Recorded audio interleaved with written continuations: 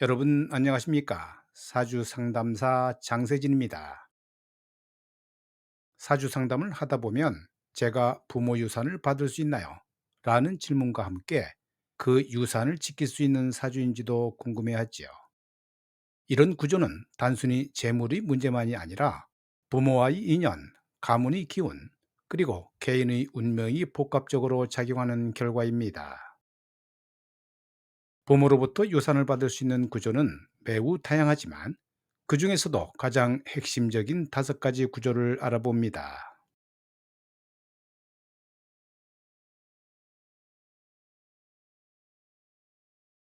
이 구조는 가장 기본이 되면서 가장 중요한 구조이지요. 월주를 부모궁이라고 부르는데요. 이곳에 재성이 위치한다면 부모로부터 직접적인 재물을 받을 수 있음을 의미합니다. 월간에 정제가 있으면서 월지와 조화를 이룬다면 부모가 착실하게 모은 재산을 온전히 물려받을 수 있지요. 정제는 안정적이고 정당한 재물을 의미하므로 이런 구조를 가진 사람은 부모가 알뜰살뜰 모은 재산을 상속받게 됩니다. 반면 월간에 편제가 있는 경우는 부모가 사업이나 투자를 통해 이룬 재산을 물려받을 가능성이 높은데요. 편제는 능동적이고 변화하는 재물을 의미하므로 부모가 적극적인 경제 활동을 통해 큰 부를 이루고 이를 자식에게 전해주는 경우가 됩니다. 특히 월간 재성이 일간과 상생하면서 적절한 강도를 유지하면 그 효과는 더욱더 극대화됩니다. 이 구조에서 중요한 것은 재성의 강약이죠. 너무 강하면 오히려 부담이 될 것이고 너무 약하면 실질적인 도움이 되지 않는데요.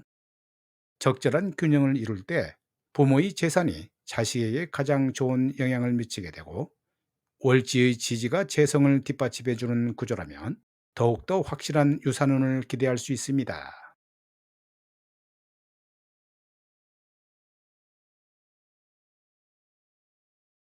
정인은 부모의 사랑과 보살핌을 의미하는 십성이 있지요. 이 정인이 재성과 적절한 균형을 이룰 때 부모로부터 사랑을 받고 물질적인 혜택도 받을 수 있는 최고의 구조가 됩니다. 정인이 월지에 뿌리를 두고 있으면서 재성이 시주나 또 다른 적절한 위치에 있을 때 이는 자식을 진심으로 아끼면서도 경제적인 능력까지 갖춘 상황을 의미합니다. 이런 구조는 어려서부터 각별한 사랑을 받으면서 자라게 되지요. 부모는 자식을 위해서라면 기꺼이 자신의 재산을 내어놓을 준비가 되어 있고 실제로도 그렇게 하는데요. 단순히 의무가 묘사가 아니라 진정한 사랑에서 우러나오는 행동이기 때문에 그 효과는 더욱더 오래가고 깊습니다. 편인의 경우에는 조금 다른 양상을 보이지요. 편인은 창의적인 사랑을 의미하지만 남들과는 다른 방식으로 자식을 도와주는 경우가 됩니다. 예를 들어 예술이나 특별한 분야에 투자를 해주거나 일반적이지 않는 방법으로 재산을 물려주는 경우가 있는데요. 정인과 재성이 서로 극하지 않고 조화를 이루는 것이 핵심입니다. 정인이 너무 강해서 재성을 극하게 되면 자식 사랑은 깊다고 하겠지만 경제적으로 여유가 없는 상황이 되고 반대로 재성이 너무 강해서 정인을 극하면 재산은 있지만 정작 부모의 사랑은 부족한 상황이 될 수 있습니다.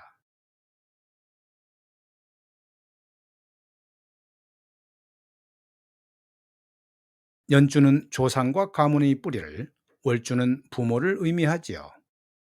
이 두 기둥이 상생 관계를 이루면서 재성이 강하게 나타날 때 이는 대대로 내려온 가문의 재산을 물려받을 수 있는 구조가 되는데요. 단순히 부모 세대의 재산만이 아니라 조상으로부터 이어진 가문의 자산을 상속받게 되는 것입니다. 예를 들어 연간이 간목이고 월간이 정화인 경우 목생화의 상생 관계가 되지요. 이는 조상의 기운과 업적이 부모에게 전해지고 다시 자신에게 이어지는 좋은 흐름을 만들어내는데요. 이런 구조를 가진 사람은 가문의 전통과 명예, 그리고 그에 따른 재산까지 함께 물려받게 됩니다. 연월이 모두 실한 기운을 가지고 있으면서 공망에 걸리지 않는 것도 중요하지요. 공망에 걸리면 아무리 좋은 사주라도 그 효과가 반감되거나 아예 나타나지 않을 수도 있는데요. 특히 연주가 공망이면 조상과의 인연이 끊어져 가문의 전통적인 자산을 물려받기 어려워집니다.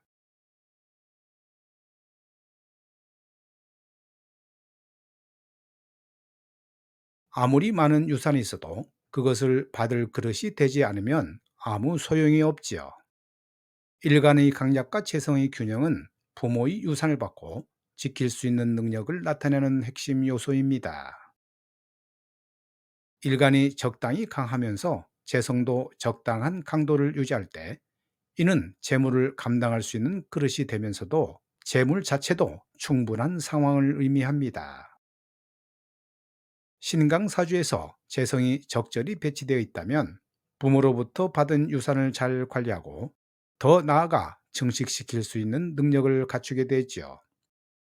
이런 사주는 단순히 유산을 받는 것에 그치지 않고 그것을 바탕으로 더 큰 부를 창조해내는 경우가 많은데요. 부모도 이런 자식의 능력을 알고 있기에 더욱더 적극적으로 재산을 물려주게 됩니다. 반대로 신약한 사주라면 인성의 도움을 받아 일간을 강화시킨 후에 재성을 활용할 수 있어야 하지요. 이런 경우에는 부모의 사랑과 지원이 더욱 중요해지며 단계적으로 능력을 키워가면서 점진적으로 더 많은 재산을 물려받을 수 있게 됩니다. 재성의 위치도 매우 중요하지요. 월주에 있으면 부모로부터 직접 받는 유산을, 시주에 있으면 나중에 받게 될 유산을 의미하고, 연주에 있으면 조상으로부터 내려온 유산을, 일주에 있으면 배우자를 통해 들어오는 재물을 의미할 수 있습니다.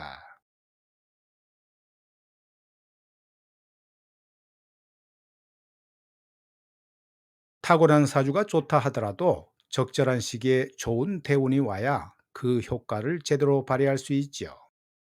재성이 용신일 때 재성운이 오거나 인성이 용신일 때 인성운이 오면 부모로부터 큰 도움을 받을 가능성이 높아집니다. 이는 하늘의 때와 개인의 운명이 맞아떨어지는 절묘한 타이밍을 의미하지요. 보통 30대 후반에서 40대 초반 사이에 이런 운이 오는 경우가 많은데요. 부모는 자식의 가정이나 사업을 위해 도움을 주고 싶어 하고 자식은 그런 도움을 받을 만한 성숙함을 갖추게 됩니다. 50대 중반 이후에 들어오는 대운도 중요하지요. 이 시기는 부모가 은퇴를 준비하면서 재산 정리를 하는 때인데요. 평생 모은 재산을 어떻게 처리할 것인지 고민하게 되고 자식들에게 미리 나누어 주거나 상속 계획을 세우는 경우입니다. 대운에서 중요한 것은 용신과 시신이 들어오는 시기이죠. 가장 필요한 오행이 대운으로 들어올 때 그것이 부모와 관련된 십성이라면 부모로부터의 도움이 극대화됩니다. 특히 월주의 십성이 대운에서 강화될 때는 부모와의 인연이 더욱 깊어지고 물질적인 도움도 따라오게 됩니다.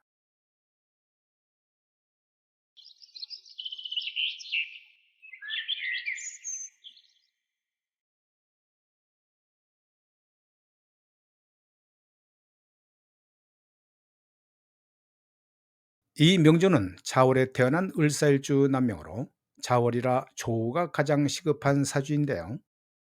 일시지 사화 상관이 있지만 천간으로 드러나지 않은 게 좀 아쉽게 보이며 직장 생활보다는 사화 사업성을 따라갈 팔자입니다. 여기서 연월지 자축합을 잘 읽어야 하지요.